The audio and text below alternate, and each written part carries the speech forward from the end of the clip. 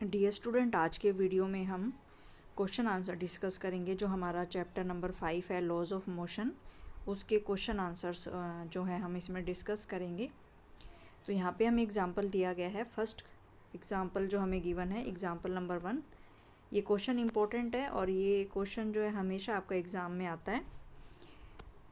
An astronaut accidentally get separated out of his small spaceship accelerating in interstellar space at a constant rate of 100 meter per second square.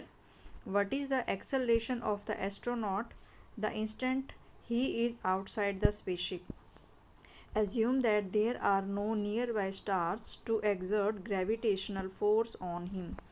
ठीक है, तो यहाँ पे क्या दिया गया है कि कोई क्वेश्चन में आपको क्या गिवन है कि कोई भी एक एस्ट्रोनॉट है, ठीक है, वो जो है स्पेसशिप से, स्मॉल स्पेसशिप से जो है स्पेस में जा रहा है और स्पेस में जो है वो एक्सीडेंटली अपनी स्पेसशिप से बाहर आ जाता है। ठीक है, एक एस्ट्रोनॉट है, एक्सीडेंटली वो जो है separated out of A small spaceship, अपनी स्पेसशिप में वो जा रहा था, लेकिन एक्सीडेंटली कोई अचानक से वो गलती से जो है वो अपने स्पेसशिप से बाहर आ जाता है, सेपरेटेड हो जाता है, स्पेसशिप से बाहर आ जाता है। एक्सेलरेटिंग इन द, और जो उसकी जो स्पेसशिप थी वो कितने एक्सेलरेशन से जो उसकी स्पेसशिप जा रही थी, उसका जो constant rate of 100 metre per second square से जो है उसकी स्पेसशिप जा रही थी। तो जब वो स्पेसशिप में जा रहा था तो स्पेसशिप का जो एक्सेलरेशन है वो है आपका 100 मीटर पर सेकंड स्क्वायर। फिर इसमें हमसे पूछा क्या गया है, what is the acceleration of the astronaut. तो हमें इसमें एस्ट्रोनॉट का एक्सेलरेशन बताना है the instant he is outside the spaceship. तो जैसे ही वो आपका स्पेसशिप से बाहर है तो उस पर कितना जो है एक्सेलरेशन वो लग रहा है। ठीक है, तो क्वेश्चन समझ में आ गया होगा। तो मान लो ये कोई आपकी स्पेसशिप थी, तो इस स्पेसशिप के अंदर आपका कोई एस्ट्रोनॉट था और स्पेसशिप जो है ये आपकी 100 मीटर पर सेकेंड स्क्वायर के कांस्टेंट रेट से एक्सेलरेशन से जा रही थी। ठीक है, फिर एक्सीडेंटली ये जो है आपका स्पेसशिप से बाहर आ गया, आपका एस्ट्रोनॉट स्पेसशिप के बाहर आ गया है और कंडीशन क्या दी गई है कि देयर आर नो स्टार, कि यहाँ पे कोई भी स्टार नहीं है। There are no star nearby to exert gravitational force, यानी कि वहाँ पे कोई भी स्टार या प्लैनेट वगैरह नहीं है जो कि इस पे ग्रेविटेशनल फोर्स लगा सके। ठीक है, तो फिर बताना है कि जब वो एस्ट्रोनॉट आपका स्पेसशिप से बाहर हो गया, जब वो आपका स्पेस में आ गया, तो और उसके आसपास कोई भी इंटरस्टेलर में कोई भी स्टार वगैरह नहीं है, तो उस केस में इसका एक्सेलरेशन कितना होगा। क्योंकि अगर यहाँ पे कोई भी स्टार नहीं है तो इस पर कोई भी ग्रेविटेशनल फोर्स नहीं लगेगा, तो यानी कि इस पर लगने वाले जो फोर्स की वैल्यू होगी वो कितनी होगी, उस पर लगने वाला जो ग्रेविटेशनल फोर्स है, क्योंकि कोई भी स्टार नहीं है तो उस पर लगने वाला जो फोर्स है वो ज़ीरो है। और अगर फोर्स ज़ीरो है तो फर्स्ट लॉ ऑफ मोशन से उसका एक्सेलरेशन भी कितना होगा, ज़ीरो होगा। ठीक है, तो ये इसका आंसर होगा क्वेश्चन का। ठीक है, तो क्वेश्चन में पहले क्या दिया गया था कि कोई भी जो आपका एस्ट्रोनॉट है वो आपका स्पेसशिप में जा रहा है और जो स्पेसशिप है उसका एक्सेलरेशन हमें दिया गया है 100 मीटर पर सेकंड स्क्वायर के एक्सेलरेशन से आपकी स्पेसशिप जा रही है, लेकिन एस्ट्रोनॉट जो है वो एक्सीडेंटली बाहर आ जाता है स्पेसशिप से और स्पेस में उसके आसपास कोई भी स्टार नहीं है, यहाँ पे कोई भी स्टार यहाँ पे नहीं है। तो कोई भी स्टार नहीं है तो उस केस में जो ग्रेविटेशनल फोर्स होगा वो जीरो होगा, क्योंकि नेट फोर्स जो है इस एस्ट्रोनॉट पे, ठीक है, तो इस एस्ट्रोनॉट पे जो आपका नेट फोर्स लगेगा वो ज़ीरो होगा। इसका मतलब इसके एक्सेलरेशन की वैल्यू, जो एस्ट्रोनॉट पे लगने वाले एक्सेलरेशन की वैल्यू है वो कितनी होगी, ज़ीरो होगी। ठीक है, तो ये इसका आंसर था कि द एस्ट्रोनॉट जैसे ही आपका स्पेसशिप से बाहर आता है, एस्ट्रोनॉट जैसे ही आपका स्पेसशिप से बाहर आता है तो उस पर लगने वाला जो नेट फोर्स है वो ज़ीरो हो जाता है, क्योंकि हमें कंडीशन क्या दी गई है, हमें ये कंडीशन गिवन है कि वहाँ पे कोई भी स्टार नहीं है जो कि उस पर ग्रेविटेशनल फोर्स लगा सके।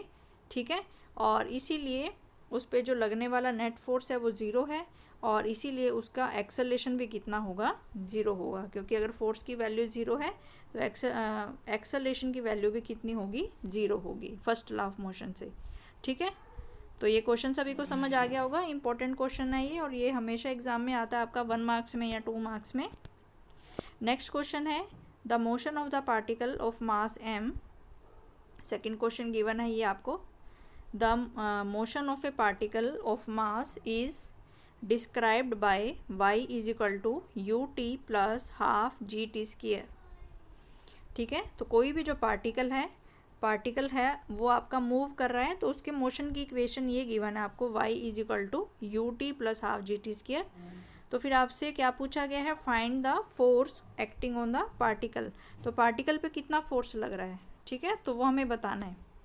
तो हमें पता है Newton second law of motion से जो पार्टिकल पे लगने वाला फोर्स है उसको हम कैसे निकालते हैं, F बराबर एम ए। अगर हमें किसी भी पार्टिकल का जिसका मास m है और उस पर लगने वाले फोर्स को निकालना है तो हमें इस फॉर्मूले से हम निकालेंगे F बराबर एम ए। ठीक है, अब हमें m तो गिवन है लेकिन हमें एक्सेलेरेशन की वैल्यू गिवन नहीं है, तो हमें एक्सेलेरेशन की वैल्यू निकालनी पड़ेगी। ठीक है, तो इसमें हमें क्या करना है, इसमें हमें एक्सेलेरेशन की वैल्यू निकालनी है। और यहाँ पे हम किससे निकालेंगे, यहाँ पे हमें इक्वेशन की दी गई है यहाँ पे। ठीक है, तो यहाँ पे हमें पोजीशन गिवन है, तो पोजीशन की वैल्यू जो गिवन है y is equal to U T plus half G T square. ठीक है, तो यहाँ से ये जो y है, ये जो पोजीशन है, ये y पोजीशन का मतलब ये आपका डिस्प्लेसमेंट गिवन है, ये आपका डिस्टेंस गिवन है। तो ये क्या है आपका, दिस इज़ योर डिस्टेंस, तो ये आपके डिस्टेंस की वैल्यू गिवन है। ठीक है, और डिस्टेंस से पहले आपको क्या निकालनी पड़ेगी, वेलोसिटी निकालनी पड़ेगी, और वेलोसिटी से फिर आपको एक्सेलरेशन निकालना पड़ेगा। तो वेलोसिटी निकालने के लिए फिर आपको क्या करना पड़ेगा, ठीक है, तो डिस्टेंस से, यानी कि y है आपका, ये डिस्टेंस है, या डिस्टेंस कह लो या डिस्प्लेसमेंट कह लो, ये डिस्टेंस है। और डिस्टेंस से अगर आपको वेलोसिटी निकालनी है तो आप कैसे निकालते हो उसको, D Y by D T. और इसको आप कैसे निकालोगे, ठीक है, तो यहाँ पे आपको अगर डिस्टेंस गिवन है, y जो है वो आपका डिस्टेंस है, और आपको यहाँ पे क्या निकालना है, यहाँ पे आपको वेलोसिटी निकालनी है। तो वेलोसिटी आप किससे निकालोगे, डिस्टेंस के डेरिवेटिव से। ठीक है, तो यहाँ पे आपको निकालना पड़ेगा D Y by D T. तो D Y by D T से डेरिवेटिव ऑफ डिस्प्लेसमेंट, यानी कि rate of change of displacement जो होगा वो वेलोसिटी के बराबर होगा। ठीक है, इसके बाद भी एक्सेलरेशन हमें निकालना है, तो एक्सेलरेशन हम कैसे निकालते हैं, एक्सेलरेशन निकालने के हम वेलोसिटी का डेरिवेटिव निकालना पड़ेगा। तो एक्सेलरेशन निकालने के लिए हमें वेलोसिटी का डेरिवेटिव निकालना पड़ेगा। ठीक है, तो ये क्वेश्चन हमें इसमें करना है। पहले जो हमें डिस्प्लेसमेंट दिया है उसका डेरिवेटिव निकाल के हम वेलोसिटी की वैल्यू फाइंड आउट करेंगे, फिर वेलोसिटी का डेरिवेटिव निकाल के हम एक्सेलरेशन की वैल्यू फाइंड आउट करेंगे, और फिर F is equal to M A वाले फॉर्मूले में पुट करके हम फोर्स की वैल्यू को निकालेंगे।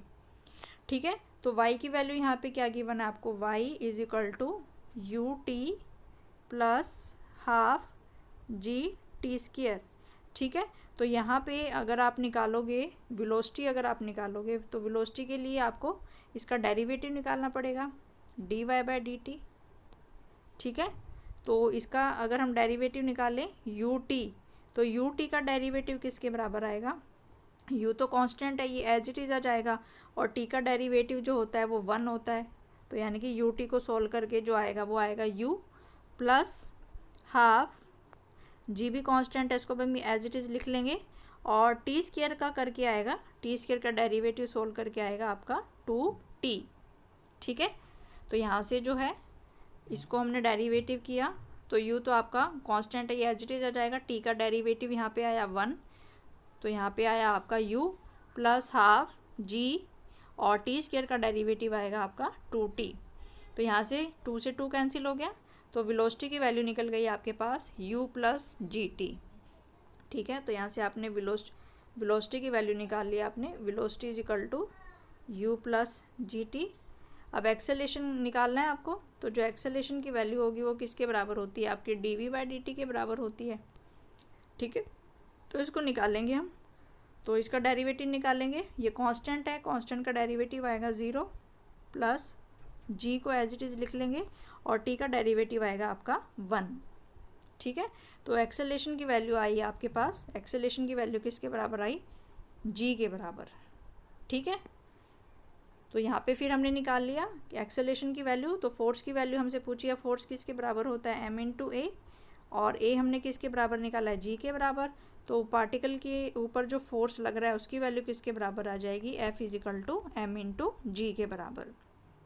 ठीक है, तो ये था इस क्वेश्चन में कि पार्टिकल का जो मास है वो m गिवन है आपको, और उसका जो डिस्प्लेसमेंट आपको गिवन है या इक्वेशन ऑफ मोशन आपको गिवन है। तो आपको फोर्स निकालना था। फोर्स निकालने के लिए क्योंकि हमें एक्सेलेरेशन चाहिए, तो पहले हमने वेलोसिटी निकाली, फिर हमने एक्सेलेरेशन निकाला, और फिर हमने फोर्स निकाला, तो वो आएगा आपका F = m/g। इसके बाद नेक्स्ट क्वेश्चन है, ए बैलून, एग्जाम्पल 3 आपका, a balloon has a mass of 10 gram in air. एक बैलून है जिसका मास जो है वो एयर में 10 ग्राम है। Air escape from the balloon at a uniform rate with a velocity of 5 centimetre per second and the balloon shrinks completely in 2.5 second. Calculate the average force acting on the balloon. ठीक है, तो यहाँ पे क्या question दिया गया है कि एक बैलून है, ठीक है, एयर में जो बैलून का मास है वो कितना है, 10 ग्राम का है। ठीक है, फिर उस बैलून में से जो एयर है निकलना स्टार्ट करती है। ठीक है, तो पहले जो एयर में बैलून का मास जो था, जब बैलून में हवा भरी हुई थी, तो जब उसमें एयर भरी हुई थी, हवा भरी हुई बैलून का जो मास है वो 10 ग्राम है। फिर बैलून में से एयर निकलना, हवा निकलनी स्टार्ट करती है, और वो जो आपकी हवा निकल रही है वो यूनिफॉर्म रेट से निकल रही है।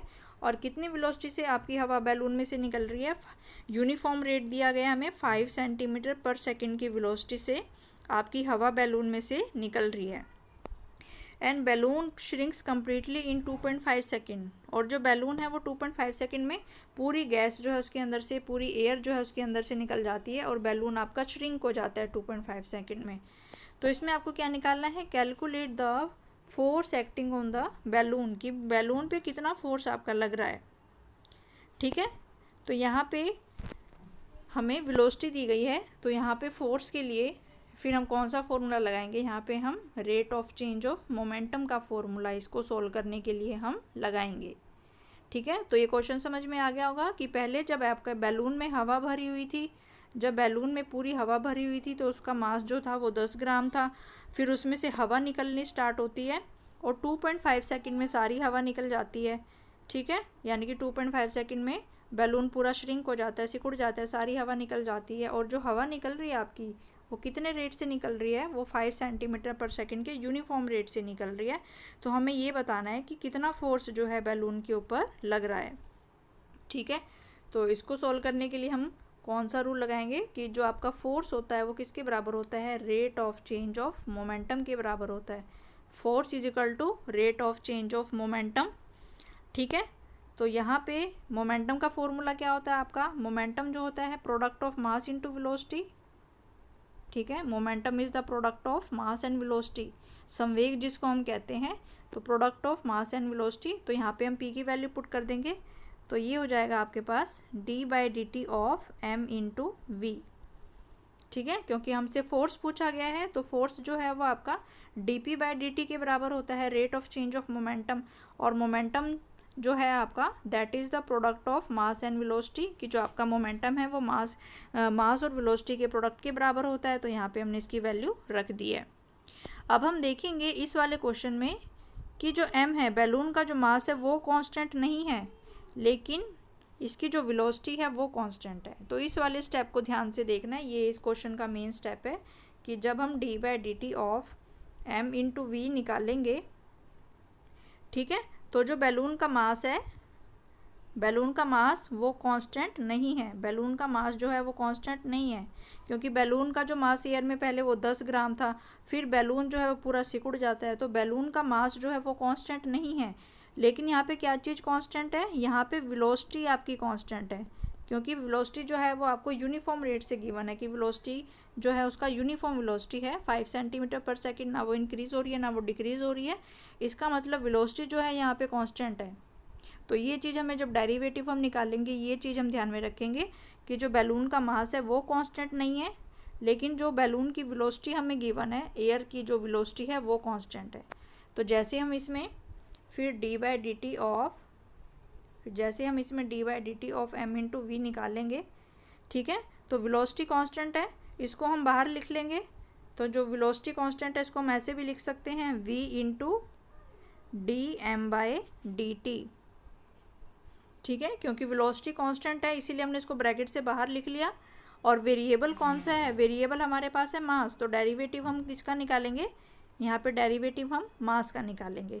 ठीक है, तो अब हमें फोर्स निकालने के लिए वेलोसिटी तो गिवन है, और अब हमें क्या निकालना है, dm/dt की वैल्यू जो है वो फाइंड आउट करनी है। तो dm/dt जो है कि उसके मास में कितना चेंज आया, कि पहले जो था उसका मास जो था 10 ग्राम था, और फिर बाद में उसका मास जो है वो 0 हो गया, तो यानी कि मास में कितना चेंज आया आपका 10 ग्राम का। ठीक है, तो मास में जो चेंज आया वो आपका 10 ग्राम का है, और टाइम कितना है 2.5 सेकेंड। तो 2.5 सेकेंड में जो है ये वैल्यू निकाल ली हमने, तो इसको हम लिख सकते हैं फिर 10 × 2.5। तो यहाँ से dm/dt की वैल्यू हमने ये निकाली। ये हमने किसकी वैल्यू निकाली है, dm/dt। dm का मतलब कि मास में कितना चेंज आया है, तो मास में जो है वो 10 का चेंज आया है, यानी कि इनिशियल तो उसका मास 10 था और फाइनल जो है वो 0 हो गया, तो डिफरेंस जो है वो 10 का आया। और टाइम कितना दिया है 2.5, टाइम की जो वैल्यू है वो 2.5 सेकेंड दी गई है। तो यहाँ से हम dm/dt की वैल्यू निकाल ली हमने यहाँ से, और वेलोसिटी की वैल्यू तो हमें गिवन है, वेलोसिटी की वैल्यू जो हमें 5 सेंटीमीटर पर सेकेंड दी गई है। ठीक है, तो ये सारा क्वेश्चन हमें CGS यूनिट में दिया है। मास हमें जो दिया है वो ग्राम में दिया है, तो ये भी CGS यूनिट है। वेलोसिटी जो है ये हमें 5 सेंटीमीटर पर सेकेंड में है, ये भी CGS यूनिट है। तो ये सारी वैल्यूज़ फिर हम इस वाले फॉर्मूले में पुट कर देंगे। ठीक है, तो ये सारी वैल्यूज़ हमने इसमें पुट कर दी। तो dm/dt की वैल्यू जो है वो हमारे पास आई 4, और वेलोसिटी की वैल्यू जो हमें गिवन है वो है हमारे पास 5। तो दोनों को हम मल्टीप्लाई करेंगे तो आंसर हमारे पास कितना आएगा 20। और यहाँ पे हम न्यूटन नहीं लिखेंगे, क्योंकि यहाँ पे जो हमने सारा सिस्टम यूज़ किया है वो आपका CGS सिस्टम है, तो यहाँ पे न्यूटन नहीं आएगा। यहाँ पे आपका आंसर आएगा 20 डाइन। यहाँ पे आंसर आपका 20 डाइन आएगा, तो ये ध्यान में रखना आपको। ठीक है, तो यहाँ पे ये क्वेश्चन इम्पोर्टेंट था आपका। ठीक है, तो यहाँ पे एक बैलून है, इसका मास आपको गिवन था एयर में 10 ग्राम, और वेलोसिटी जो है वो आपको 5 सेंटीमीटर पर सेकेंड दी थी, तो उसका जो मास है वो आपका चेंज हो रहा है। तो इसको हमने इस वाले फॉर्मूले से सॉल्व किया है कि force is equal to rate of change of momentum, और यहाँ पे जो हमारा आंसर आएगा वो डाइन में आएगा। और डाइन आपका क्या होता है, फोर्स की CGS यूनिट होती है। It is the CGS unit of force. ठीक है, क्योंकि यहाँ भी CGS यूनिट है, यहाँ भी CGS यूनिट है, ये भी CGS यूनिट है, तो जो आपका फोर्स है वो भी आपका CGS यूनिट में आएगा। इसके बाद नेक्स्ट है आपका एग्जाम्पल 4। ठीक है, तो एग्जाम्पल 4 में आपको गिवन है 2 बॉडीज़। एग्जाम्पल आपको क्या गिवन है, 2 bodies A and B each of mass m are fixed together by a massless spring. A force F acts on the mass B as shown in figure. At that instant the body has an acceleration A. What is the acceleration of B? ठीक है, तो यहाँ पे figure आपको दी गई है इस वाले क्वेश्चन में, यहाँ पे आपको ये फिगर आपको दी गई है। ठीक है, तो इस वाले क्वेश्चन में आपको गिवन है कि यहाँ पे आपके 2 ब्लॉक हैं। ठीक है, 2 ब्लॉक्स हैं, दोनों का जो मास है वो m है, और दोनों ब्लॉक्स हैं उनके बीच में आपका एक स्प्रिंग कनेक्टेड है। दोनों ब्लॉक्स को आपने स्प्रिंग से जोड़ा हुआ है यहाँ पे। इसके बाद फिर क्या है, आपने a force F act on the mass B, यानी कि जो मास B है उस पर आपने एक फोर्स लगाया है। मास B पे आपने एक फोर्स लगाया है, F फोर्स लगाया है। ठीक है, और फिर उसने कहा है कि जैसे ही आपने बॉडी B पे फोर्स F लगाया है, ठीक है, तो जो बॉडी A का जो एक्सेलेरेशन है वो A है। बॉडी A का जो एक्सेलेरेशन है वो A है, और आपको क्या निकालना है, what is acceleration of B, यानी कि इसका एक्सेलेरेशन हमें फाइंड आउट करना है। ठीक है, तो ये क्वेश्चन समझ में आ गया होगा आपको कि ये आपको 2 मास गिवन है। ठीक है, ये 2 मास गिवन है, ये बॉडी A है, ये बॉडी B है, दोनों जो है ये आपकी स्प्रिंग से कनेक्टेड है।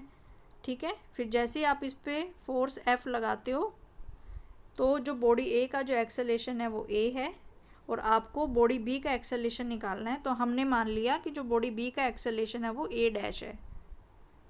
ठीक है, तो जैसे ही हम इस पर एक एक्सटर्नल फोर्स लगाते हैं बॉडी B पे, तो जो आपके स्प्रिंग हैं उसमें जो है टेंशन का फोर्स लगता है। ठीक है, तो जैसे ही आप यहाँ पे आपके 2 ब्लॉक्स हैं, यहाँ पे ये ब्लॉक A है और ये ब्लॉक आपका B है।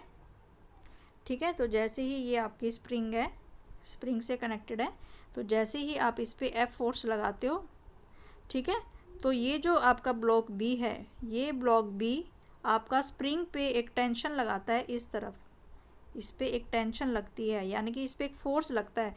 यानी कि जैसे ही आप ब्लॉक बी पे फोर्स लगाओगे, खींचोगे उसको आप अपनी तरफ, तो जो स्प्रिंग है वो आपका एक्सपेंड हो जाएगा। तो एक्सपेंड होने के लिए ये जो फोर्स लगा है उसको आप क्या कहते हो, टेंशन कहते हो।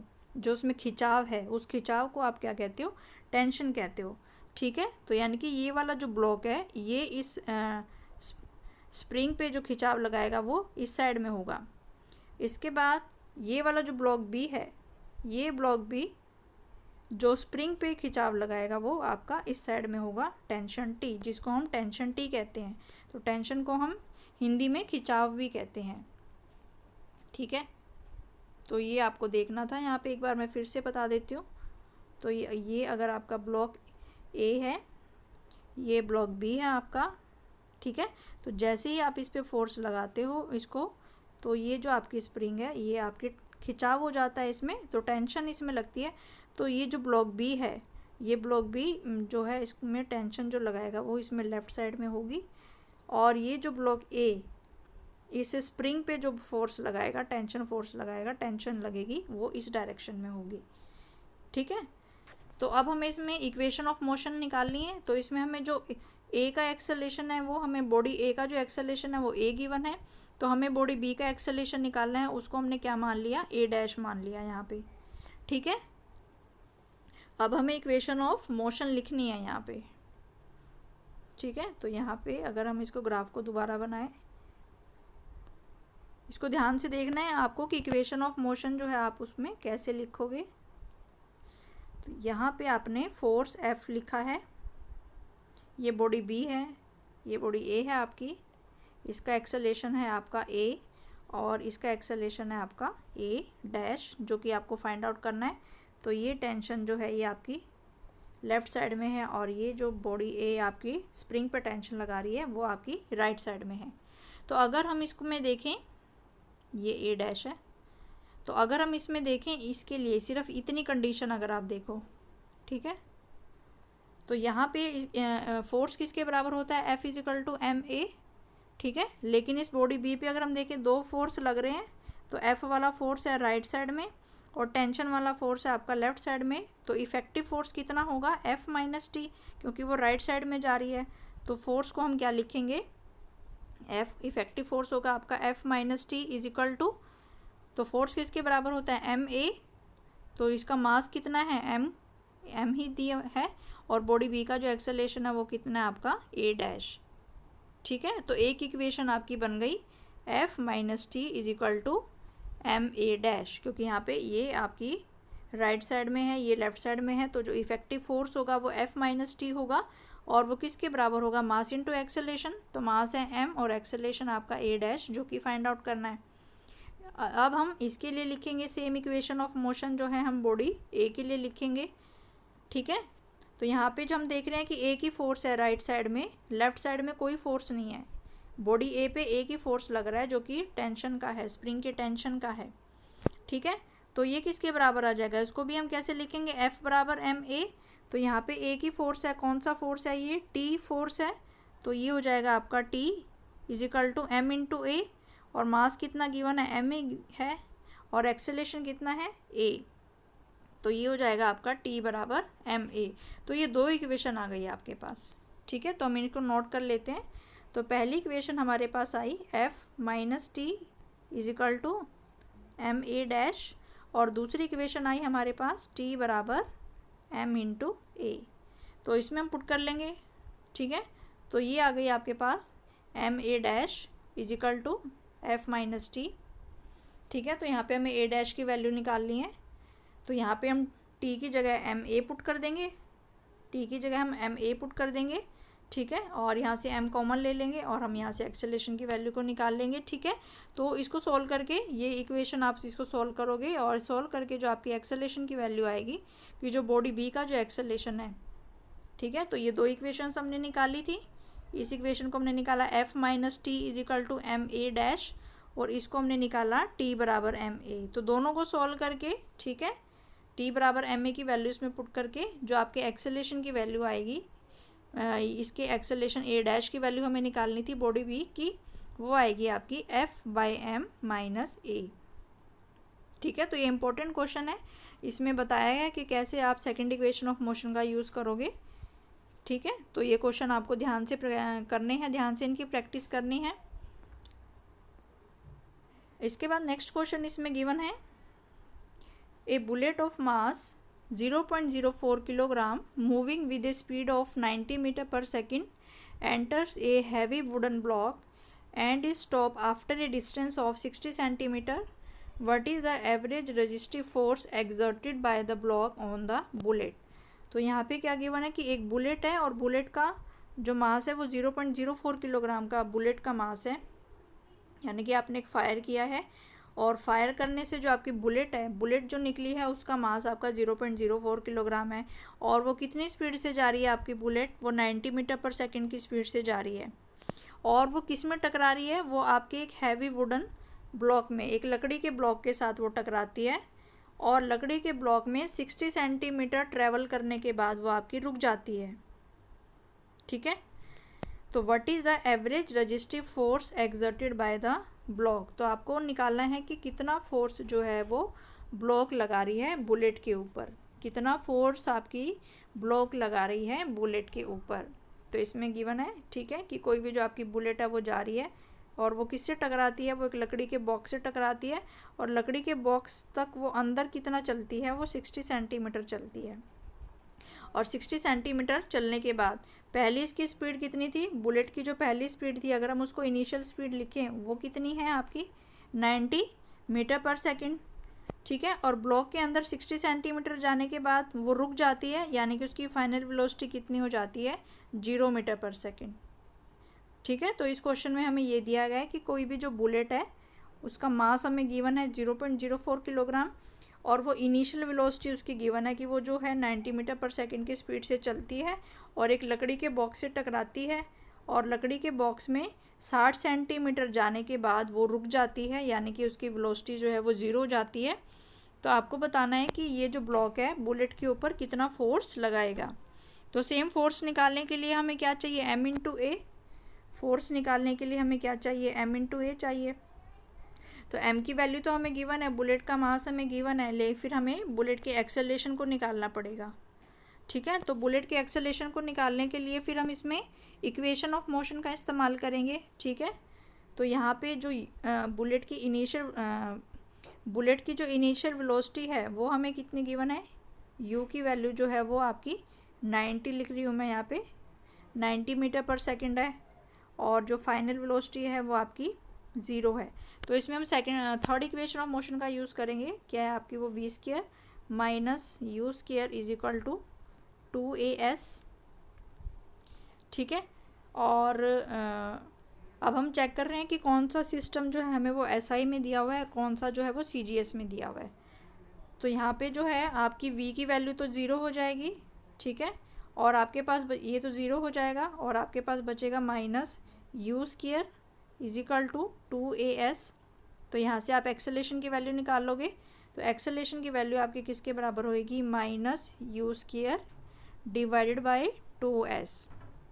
तो इस वाले फॉर्मूले से आप एक्सेलरेशन की वैल्यू निकाल सकते हो। तो एक्सेलरेशन आपका आएगा माइनस u² अपॉन 2s। तो u की वैल्यू आपको कितनी गिवन है, 90, तो ये हो जाएगा आपका 90 का स्क्वायर, ये हो जाएगा आपका 90 का स्क्वायर अपॉन 2s। तो यहाँ पे 2 और s क्या है कि वो लकड़ी के बक्से के अंदर कितना चलती है, वो दिया गया आपको 60 सेंटीमीटर।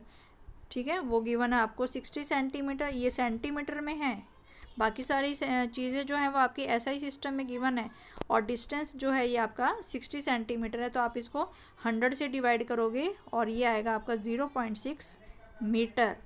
ठीक है, तो जो डिस्टेंस आएगा वो आपका 0.6 मीटर आएगा। तो यहाँ पे डिस्टेंस की वैल्यू आपकी आएगी 0.6 मीटर। ठीक है, तो इस क्वेश्चन को मैंने हिंट दे दिया आपको कैसे सोल्व करना है। तो इसमें आप equation of motion, third equation of motion लगाओगे, v² minus u² is equal to 2as, और यहाँ से जो एक्सेलरेशन की वैल्यू निकलेगी आपकी वो माइनस u² अपॉन 2s होगी। तो ये हो जाएगा आपका 90² अपॉन 2 इंटू 0.6। ठीक है, तो हमारा 60 सेंटीमीटर को हम इसमें चेंज करेंगे तो यहाँ से ये आपको ये एक्सेलरेशन की वैल्यू निकालनी है, ठीक है।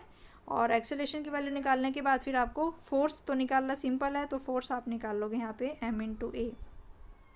तो यहाँ से जो है आप m/a की वैल्यू को निकाल सकते हो। नेक्स्ट इसमें फिर आपके ये मल्टीपल चॉइस क्वेश्चंस हैं, ठीक है। An external force is, first question इसमें गिवन आपको, an external force is required to keep a body in uniform motion. तो किसी भी बॉडी को यूनिफॉर्म मोशन में रखने के लिए हमें एक एक्सटर्नल फोर्स लगाना पड़ता है। ये कौन से साइंटिस्ट ने बोला था? ये बोला था आपका एरिस्टोटल ने, ठीक है। किसी भी बॉडी को यूनिफॉर्म मोशन में रखने के लिए आपको एक एक्सटर्नल फोर्स लगाना पड़ता है। ये सबसे पहले किसने बताया था? ये स्टेटमेंट सबसे पहले आपकी एरिस्टोटल ने दी थी। इसके बाद सेकंड क्वेश्चन है आपका, for a body of given mass, कि अगर आपके पास कोई भी बॉडी है, for a body of given mass the graph between velocity of body and linear momentum. अगर आपके पास बॉडी का मास है, तो अगर आपके पास कोई भी बॉडी है, उसका मास गिवन है, तो आपको बताना है कि वेलोसिटी के बीच में और लीनियर मोमेंटम के बीच में कैसा ग्राफ बनेगा, ठीक है। क्योंकि p आपका किसके बराबर होता है? मास इनटू वेलोसिटी, ठीक है। तो मास कांस्टेंट अगर है, उसने कहा कि गिवन मास, इसका मतलब मास कांस्टेंट है, तो p किसके बराबर होगा? p is directly proportional to v। यानी कि अगर हम मोमेंटम और वेलोसिटी के बीच में ग्राफ बनाएं तो वो कैसा आएगा? क्योंकि लीनियर मोमेंटम का फॉर्मूला है आपके पास p बराबर mv, और फिर यहाँ पे दिया गया कि गिवन मास है, यानी कि मास कांस्टेंट है आपका। इसका मतलब कि जो मोमेंटम होगा वो डायरेक्टली प्रोपोर्शनल टू वेलोसिटी होगी। तो इनका ग्राफ आपका कैसा आएगा, ठीक है। It is the straight line with A positive slope. तो ये आपकी एक स्ट्रेट लाइन होगी, पॉजिटिव स्लोप होगा। इस तरीके का जो ग्राफ है ये आपका बनेगा मोमेंटम का और वेलोसिटी के बीच में। ये जो ग्राफ है ये आपका ऐसे बनेगा, ठीक है। It is the straight line with positive slope. Newton first law defines force only, inertia only, both force and inertia, and neither force and nor inertia. तो इसमें हम लिखेंगे कि न्यूटन फर्स्ट लॉ डिफाइंस, इसमें आएगा आपका नीदर फोर्स नॉर इनर्शिया। इसके बाद नेक्स्ट क्वेश्चन इंपॉर्टेंट है, ये हमेशा आपके एग्जाम में आता है, हमेशा ये एग्जाम में आता है आपका, the mud guard over the wheels of A car work on the basis of. यानी कि जो आपके कार के व्हील के ऊपर जो मड गार्ड लगाए होते हैं वो कौन से प्रिंसिपल पे काम करते हैं? तो हमने किया था ये, इसमें बहुत सारे एग्जांपल्स हमने किए थे इनर्शिया के। तो इसमें आंसर आएगा आपका इनर्शिया ऑफ डायरेक्शन, ठीक है। इनर्शिया ऑफ डायरेक्शन, क्योंकि हमने पढ़ा था कि जो व्हील का जो हमेशा कीचड़ है, मड है, वो हमेशा आपका टेजेंशियल डायरेक्शन में जाता है। तो इसलिए जो मड गार्ड होते हैं वो आपके ऐसे टेजेंशियल डायरेक्शन में लगाए जाते हैं टू स्टॉप द मड, ठीक है। तो ये आएगा आपका इसका आंसर। तो mud guard works on the principle of inertia of direction. तो ये क्वेश्चन हमेशा आता है आपके एग्जाम में। क्वेश्चन नंबर 5 इसमें गिवन है फिर, the linear momentum of a body change at the rate of 10 kilogram metre per second, force acting on the body is. तो उसने क्या कहा है कि किसी भी बॉडी का जो लीनियर मोमेंटम है वो आपका चेंज हो रहा है, किसी भी बॉडी का लीनियर मोमेंटम, और वो कितने रेट पे चेंज हो रहा है? 10 किलोग्राम मीटर पर सेकंड जो है वो आपका, यानी कि 1 सेकंड में उसका लीनियर मोमेंटम कितना चेंज हो रहा है? 10 किलोग्राम मीटर पर सेकंड। तो हमें बताना है कि बॉडी पे लगने वाला फोर्स कितना है। तो सिंपल हमें पता है कि फोर्स किसके बराबर होता है? Force is equal to dp/dt, rate of change of momentum. और यहाँ पे हमें कितना दिया है rate of change of momentum? 10 kilogram metre per second. तो यहाँ पे हमें F की वैल्यू कितनी मिल जाएगी? 10 न्यूटन, ठीक है। तो यहाँ से जो F की वैल्यू आएगी वो कितनी आएगी आपकी? 10 न्यूटन आएगी। इसके बाद क्वेश्चन नंबर 6 है आपका, the correct relation between absolute unit of force on MKS system and CGS system is. Absolute unit of force हमें बताना है MKS सिस्टम में और CGS सिस्टम में, उनके बीच का जो करेक्ट रिलेशन है वो क्या होता है, ठीक है। तो जो आपकी एब्सोल्यूट, हमने पढ़ा था फर्स्ट वाले वीडियो में कि जो आपकी एब्सोल्यूट यूनिट होती है वो कौन सी होती है? न्यूटन एंड डाइन होती है। तो इसमें कौन सा आंसर आएगा आपका? 1 newton is equal to 10⁵ dyne. यानी कि जो आपका 1 न्यूटन होता है उसमें 10⁵ डाइन होते हैं। तो ये एब्सोल्यूट यूनिट होती है न्यूटन एंड डाइन की। और ग्रेविटेशनल होती हैं ये जो आपकी किलोग्राम फोर्स होती है ठीक है। ये किलोग्राम फोर्स या ग्राम फोर्स जो होती हैं ये आपकी ग्रेविटेशनल यूनिट ऑफ फोर्स होती हैं, और जो एब्सोल्यूट होती हैं वो आपकी न्यूटन और डाइन होती हैं। तो इसमें राइट आंसर आपका आएगा 1 newton is equal to 10⁵ dyne. Question number 7 है accelerated motion is always due to, जो आपका एक्सेलरेटेड मोशन होता है, क्वेश्चन नंबर 7 है आपका कि जो आपका एक्सेलरेटेड मोशन होता है हमेशा वो किसकी वजह से होता है, इंटरनल फोर्स की वजह से, फ्रिक्शन की वजह से, एक्सटर्नल फोर्स की वजह से। तो इसमें आंसर आएगा कि accelerated motion is always due to external force, कि जब तक आप एक्सटर्नल फोर्स नहीं लगाओगे एक्सेलरेटेड मोशन आपका प्रोड्यूस नहीं होगा। ठीक है। क्वेश्चन नंबर 8 है आपका the dimensional formula of impulse is, तो इम्पल्स का फॉर्मूला हमें पता है किसके बराबर होता है, इम्पल्स इज इक्वल टू, तो हमें यहाँ पे डायमेंशन फॉर्मूला बताना है इम्पल्स का। तो इम्पल्स क्या होता है आपका, फोर्स इनटू टाइम। इम्पल्स हमें पता है impulse is the product of force into time, तो फोर्स का डायमेंशन फॉर्मूला होता है आपका। ठीक है, तो हमें पता है कि जो आपका इम्पल्स होता है वो किसके बराबर होता है, impulse is equal to force into time. तो फोर्स का डायमेंशन फॉर्मूला होता है आपके पास mL/t-2 इंटू टी के लिए हम लिखेंगे t और इसकी पावर 1 हो जाएगी, तो ये हो जाएगा आपके पास mL/t-1। ठीक है, तो impulse is the product of force and time, तो फोर्स का हो गया आपके पास mL/t-2 और t का हो गया आपका t, तो ये t की दोनों पावर्स को सॉल्व करके आपका कितना आएगा t-1। तो यहाँ पे जो आपके डायमेंशन फॉर्मूला आएगा इम्पल्स का वो आएगा आपका mL/t-1। क्वेश्चन नंबर 9 है for a given change in linear momentum when time of impact increases the force. इसने कहा है कि किसी भी बॉडी के जो लीनियर मोमेंटम में है वो चेंज हो रहा है, अगर लीनियर मोमेंटम चेंज हो रहा है और अगर हम उसमें टाइम को इंक्रीज़ कर दें, टाइम ऑफ इम्पैक्ट इंक्रीज़ कर दें, तो फोर्स क्या हो जाएगा, फोर्स आपका डिक्रीज़ हो जाएगा। ठीक है, क्योंकि हमने मोमेंटम इम्पल्स थ्योरम में पढ़ा था कि जो आपका फोर्स इनटू टाइम होता है जो कि इम्पल्स के बराबर होता है, that is the change in linear momentum, change in momentum, ये हमने पढ़ा था। ठीक है, तो अगर टाइम की वैल्यू, अगर आपका लीनियर मोमेंटम में चेंज आपको गिवन है, तो अगर उसने कहा है कि टाइम की वैल्यू अगर इंक्रीज़ हो रही है तो फोर्स की वैल्यू आपकी क्या हो जाएगी, डिक्रीज़ हो जाएगी। तो ये क्वेश्चन इसने पूछा है कि अगर टाइम ऑफ इम्पैक्ट को इंक्रीज़ करोगे, तो टाइम ऑफ इम्पैक्ट को इंक्रीज़ करोगे तो फोर्स की वैल्यू आपकी डिक्रीज़ हो जाएगी। इसके बाद नेक्स्ट क्वेश्चन है the force of action and reaction never cancel each other as they are. Question number 10 आपको गिवन है force of action and reaction जो है कभी भी एक दूसरे को कैंसिल नहीं करते, फोर्स ऑफ एक्शन और रिएक्शन कभी भी एक दूसरे को कैंसिल नहीं करते, because they are acting on different bodies, क्योंकि वो अलग अलग बॉडीज़ पे लगते हैं। ठीक है, अलग अलग बॉडीज़ पे लगते हैं, इसीलिए वो एक दूसरे को कैंसिल नहीं करते हैं। इसके बाद नेक्स्ट इसमें फिर फिल इन द ब्लैंक्स यहाँ पे गिवन है एन एक्सटर्नल फोर्स इज, ये क्वेश्चन नंबर 1 में क्या है, an external force is required to keep a body in uniform motion according to the Aristotle. ठीक है, तो एरिस्टोटल ने क्या कहा था, an external force is required to keep a body in uniform motion according to the Aristotle. तो Aristotle ने कहा था कि किसी भी बॉडी को यूनिफॉर्म मोशन में रखने के लिए हमें उस पर क्या करना पड़ेगा, एक एक्सटर्नल फोर्स लगाना पड़ेगा। तो ये इसका आंसर आएगा, an external force is required to keep a body in uniform motion या uniform velocity according to the Aristotle. Second question है यहाँ पे फिर आपका second, dash force is acting on a body और विद अकॉर्डिंग टू।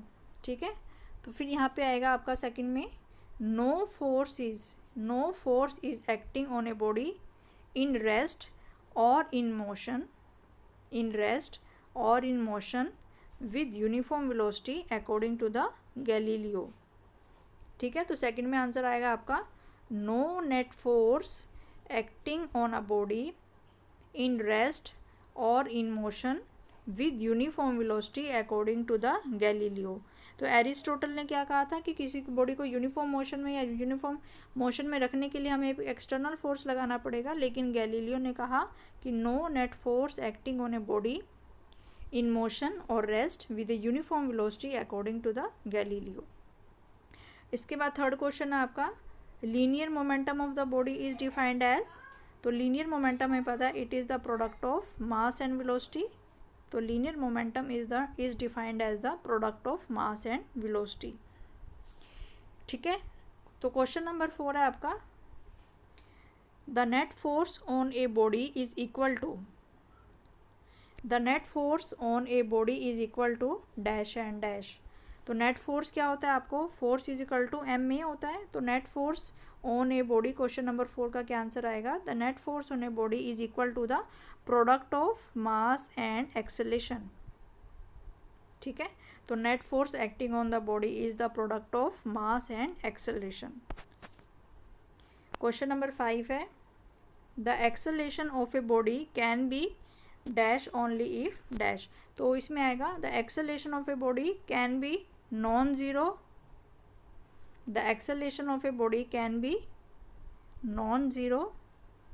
तो किसी भी बॉडी पे लगने वाला जो एक्सेलेरेशन है वो तभी नॉन ज़ीरो होगा if external force is acting. ठीक है, external force is non zero.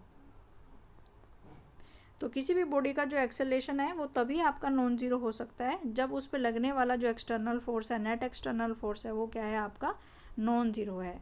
ठीक है, तो acceleration of a body can be non zero only if the net external force acting is non zero. यानी कि अगर उस पर लगने वाला नेट फोर्स अगर नॉन ज़ीरो है तभी उसका एक्सेलेरेशन जो है वो नॉन ज़ीरो होगा।